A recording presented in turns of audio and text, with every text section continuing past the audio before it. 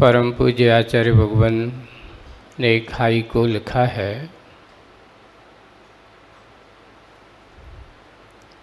Haiku में बहुत अच्छा रहस्य आज के संयम धर्म के बारे में अपने भाव पूज्य आचार्य भगवान ने हम सबको बताए। संयम की कृपा से मंजिल पाते। क्या पाते? आस्था व बोध संयम की कृपा से मंजिल पाते। आस्था का अर्थ सम्यक दर्शन, बोध का अर्थ सम्यक ज्ञान। किसकी कृपा से? संयम अर्थात चारित्र। आस्था सम्यक दर्शन में या अपने देव शास्त्र गुरु पे, अपने धर्म पर हम सबके पास है, लेकिन अकेले आस्था से भी काम होने वाला नहीं है। उसके बाद फिर ज्ञान है, जानने से भी अकेला काम होने वाला नहीं है। बिना संयम के, बिना चारित्र के आज तक किसी को मंजिल की प्राप्ति नहीं हुई। आपको कहीं बाहर जाना है, मन में सोचने से आप वहाँ पहुँच नहीं पाते, जानकारी लेने से भी नहीं पहुँच पाते। जब तक आप घर से बाहर नहीं निकलोगे तब तक आप वहाँ तक पहुँचने वाले नहीं हो। इसलिए कहा चारित्र गति प्रदान करता है, संयम गति प्रदान करता है। मंजिल की ओर पहुंचाने का काम अगर करेगा तो आस्था तुम्हारा रास्ता साफ करेगा, ज्ञान आपको हिताहित का विवेक देगा, लेकिन चारित्र कहता है कि एक कदम ही सही पर आगे बढ़ो, पीछे नहीं। हमारा आस्था और विश्वास के साथ बढ़ाया हुआ कदम मंजिल की ओर जाता है। हम मंजिल को चाहते हैं, मंजिल पर पहुंचना चाहते हैं, तो हमारे भगवंतों ने कहा है संयम के बिना आज तक कोई मंजिल को प्राप्त नहीं हुआ है। जिस बिना नहीं जिन राज सीजे तोर लो जग कीच में। आज की पूजन में है ना, आज की पूजन में ही है ना, आज संयम धर्म पे ही है ना। हाँ। जिस बिना नहीं जिन राज सीजे। कौन नहीं? हमारे भगवान कैसे बने? सीजे का अर्थ क्या? जैसे कि एक तर्रा मूंग होता है और एक मूंग होता है कि पानी में डालते ही फूल, सीजना करता फूल जाना, है ना। और एक को कितने भी पानी में डाल दो पर उसका कोई असर होने वाला नहीं है। तो बोले कि जिस बिना नहीं जिन राज सीजे तू रुलो जग। आप जग के इस कीचक में, कीचड़ में रुल रहे हो। कब से रुल रहे हो? अनादिकाल से। लेकिन वे जनराज जिस संयम के माध्यम से, जिन्होंने अपने आप को समीचीन रूप से, जो यम का होता है, देखो संयम किसे कहते हैं? सम, सम और यम दो शब्द से बना है, सम और यम। यम होता है आजीवन। ये संयम मात्र एक दो घंटे का नहीं होता। जो यम रूप से, समीचीन रूप से लिया जाए उसका नाम संयम है। समीचीन रूप से पूरे जीवन पर्यंत के लिए जो संकल्प, जो व्रत लिया जाए उसका नाम संयम है। जब तक मुझे मंजिल की प्राप्ति नहीं होगी तब तक मैं इन व्रतों को छोड़ूंगा नहीं। इसलिए हमारे भगवंत भी कहते हैं कि देख भव्य आत्माओं, मुझे भी इस संसार के राजपाट में सुख का अनुभव नहीं हुआ। आज मुझे केवल ज्ञान और जिनत्व की प्राप्ति और इस सिद्धत्व की प्राप्ति अगर हुई है तो किसकी कृपा से हुई है? संयम की कृपा से है। आप चाहते हो कि संयम की कृपा हमारे ऊपर हो, तो हमारे भगवान कहते हैं देखो, ये कृपा संयम को करने की जरूरत नहीं है, ये तो आपको स्वयं अपने ऊपर कृपा करने की जरूरत है। गुरु महाराज ने कृपा कर दी इसलिए मैं ऐसा हो गया, नहीं। आचार्य श्री कहते थे मैं दीक्षा देता नहीं, हमारे पास तो लोग दीक्षा, अच्छा दीक्षा देना कि दीक्षा लेना? क्यों? उनका कहना था कि दीक्षा देना मात्र एक मुहूर्त का काम है, लेकिन उस दीक्षा के संकल्प को पालन करना जीवन भर तुम्हारा काम है। मैं तो एकमात्र निमित्त बनकर के आपको क्या दे सकता हूँ? एक प्रेरणा दे सकता हूँ, एक संकल्प के लिए बन सकता हूँ। वैसे ही संयम का मार्ग अपने आप को समीचीनता का मार्ग अपना लेना, संयम का मार्ग अपने आप को असंयम के वातावरण से दूर रख करके अपने उस दियात्मा के दीपक को जलाए रखना। देखिए हमारा दीपक बुझे ना तो आप लोग क्या करते हो? तो आचार्य जी कहते हैं ना, अपन एक कहीं पाई भी बोलते, कहीं चिमनी भी बोलते हैं, है ना, कांच का जो होता है, और दीपक जला और जाकर के अपन ने क्या रख दी? कांच की एक चिमनी लगा दी या कांच का आवरण लगा दिया, कवर। तो वो दीपक कितनी भी आंधी चले, कितनी भी तूफान हो, अब बुझने वाला नहीं है। जब तक उसमें तेल है, जब तक उसमें घृत है, तब तक वह जलता रहेगा, और जब उसमें घृत और तेल समाप्त हो जाएगा स्वयं ही बुझ जाता है। ऐसे ही संयम होता है। क्या? अपने आप को असंयम के वातावरण से संयम का एक क्या रख देना? आत्मा वही है, आपके पास भी आत्मा वही है, मेरे पास भी आत्मा वही है। आपकी आत्मा में और मेरी आत्मा में कोई अंतर नहीं है। महाराज जब दोनों की आत्मा में अंतर नहीं है तो आपकी पूजा क्यों, हमारी पूजा क्यों नहीं है? आपकी आत्मा और मेरी आत्मा समान है, तो आपके लोग पूज्य करते हैं, नमोस्तु करते हैं, मैं जहाँ से जाता हूँ तो जय जिनेंद्र भी नहीं लोग करते हैं। कारण क्या है? कारण क्या है?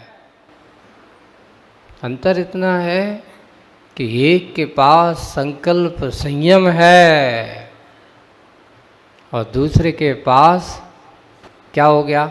महाराज 10 दिन की तो बात है, 10 दिन तो हम जानते हैं कि हमारे कैसे कटते हैं।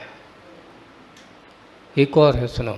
एक संयम शिक्षा से होता है और एक संयम कैसा होता है? मजबूरी में। मजबूरी में कैसा? अरे यार अब समझ में नहीं आता कब ये व्रत पूरे होंगे, कब ये 10 लक्षण पूरा होगा। अभी तो हम बाज़ार में होटल में जाएं, अगर कोई देख ले तो बड़ी, अभी कहते देखो वो कम से कम 10 दिन अभी नहीं छोड़ सकता।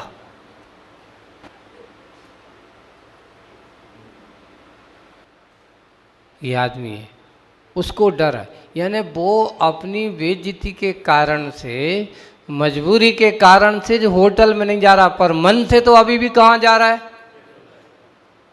कब उतरे, कब जाएं, कब पूरे हों। देखो ऐसा मजबूरी का संयम आपको कभी भी मोक्ष की ओर देने वाला। संयम मजबूत होना चाहिए, कभी मजबूरी में नहीं। आपके अंदर जब तक, देखो संयम के 2 भेद, कितने भेद? एक इंद्रिय संयम और दूसरा प्राणी संयम। आगम में हमारे यहाँ आचार्यों ने लिखा है एक इंद्रिय संयम और एक प्राणी संयम। इंद्रिय संयम का अर्थ किसको किससे लेना है? आपके पास कितनी इंद्रियां हैं?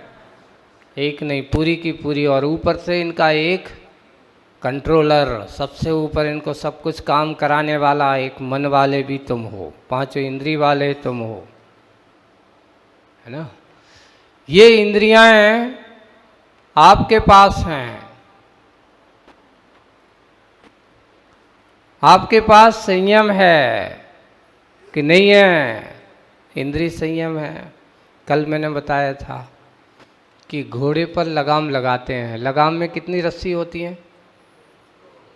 2 रस्सी होती ना। बिना एक रस्सी की लगाम नहीं होती। एक इस साइड से जाती है और एक इस साइड जाती है।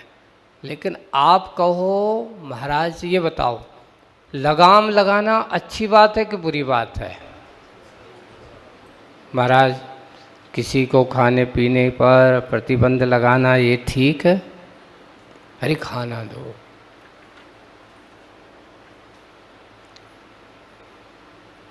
पर बंधुओं ध्यान रखना, जिस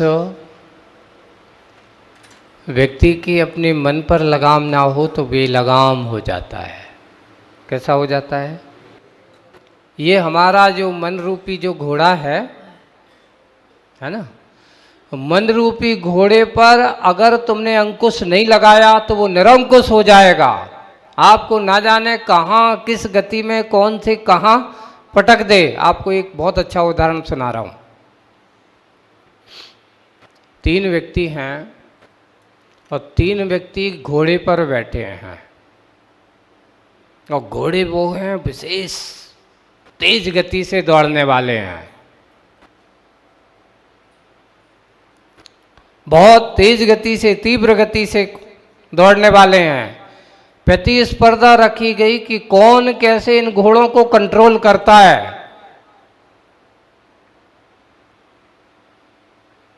3 व्यक्तियों से कहा गया,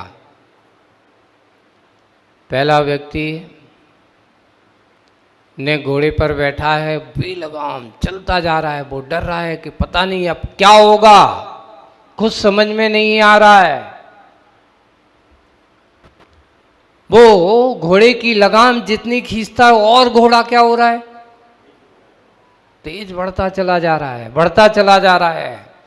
उसको कुछ समझ में नहीं आया और उसके बाजू में उसके पास एक कटार थी। वो कटार को लिया और उसने क्या किया? घोड़े के पैर पर एक जोर से वार किया, उसको घोड़े को घायल कर दिया। घोड़ा गिर गया और जैसे ही घोड़ा गिरा तो स्वयं जा करके, क्योंकि गति में था और स्वयं गिरा तो स्वयं के हाथ पैर भी टूट गए। ये कंट्रोल करने का तरीका उसका ठीक था? आपको लगेगा नहीं, आपको बता रहा हूं ये घोड़ा आपका भी ऐसे ही है। ये घोड़ा आपका ही है, बाहर का नहीं है, अभी भी आपके पास है। दूसरा व्यक्ति है, उसने देखा कि भाई कोई चारा नहीं है, लेकिन अब क्या किया जाए कुछ समझ में नहीं आ रहा है। ये घोड़ा तो बस में आने वाला है ही नहीं। और हुआ ये कि वो से उसने लगाम को छोड़ी और चलते हुए घोड़े से कूद गया। कूदा तो भी उसके हाथ पैर छिल गए। तीसरा व्यक्ति है, वो घोड़े की लगाम भी अच्छे जाकर के उसके को गर्दन से चिपक गया, लगाम को खींचता जा रहा है। धीरे धीरे उसके गले में हाथ फेरता है, पुचकारता है, बेटा ज़्यादा दौड़ मत, है ना। और उसकी लगाम भी खींचता जा रहा है, उसको हाथ से सहला रहा है, पुचकारते पुचकारते दौड़ते दौड़ते दौड़ते दौड़ते दौड़ते आखिर उसने अपने घोड़े को क्या कर लिया? कंट्रोल कर लिया। और लौट करके घोड़े को वापस लेकर के कहाँ आ गया?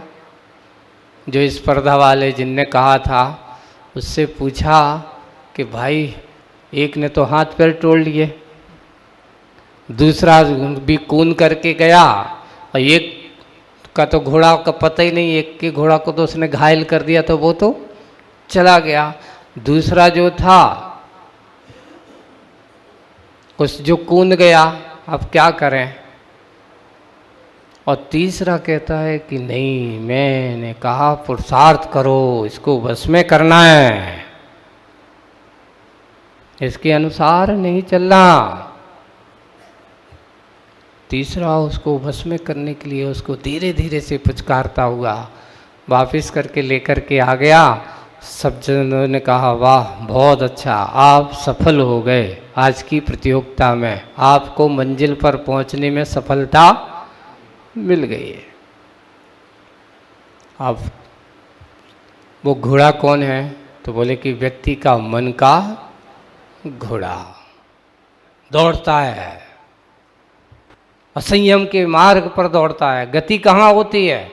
देखिए, संयम के क्षेत्र पे गति नहीं, प्रकृति होती है। और असंयम का क्षेत्र जहाँ होता है, इसके बारे में ये कहा कि इसकी कोई सीमा नहीं है। संयम की तो एक सीमा होती है, पर असंयम की कोई सीमा नहीं होती। वो तो दौड़ता चले जा रहा है, जाता चला जा रहा है। अब क्या करें? मन कंट्रोल में नहीं है, इधर दिखता है ये भी, तो कुछ समझ में नहीं आता। इतना असंयम हो जाता है कि असंयम के कारण से हुआ, कोई बीड़ी पी करके, कोई सिगरेट पी करके, कोई शराब पी करके, कोई गांजा पी करके, फिर भी मन कहता है कि अभी भी कंट्रोल नहीं है, व्यसनों में लग जाएगा। यहां तक कि अब जब उसके पास इतनी आदत हो जाएगी, यहां तक कि वह मरने को भी तैयार हो जाता है, सुसाइड। अब मेरे पास कोई चारा नहीं है। यह है असंयम का वातावरण। दूसरा व्यक्ति क्या करे? अब कुछ समझ में नहीं आ रहा है महाराज। हमने देखा है कि विजय से वे चले गए, विषयों के जाल में कूद गए, है ना। तो हमने भी सोचा अपन भी कूद चलो असंयम में। अपन कैसे काम कर सकते हैं? अरे संसार में संयम से कल्याण होने वाला व्यक्ति बनने वाले नहीं है। बंधु ये ध्यान रखना, मन रूपी घोड़े को वश में करने वाले विरले ही व्यक्ति मिलेंगे, जैसे वो व्यक्ति था।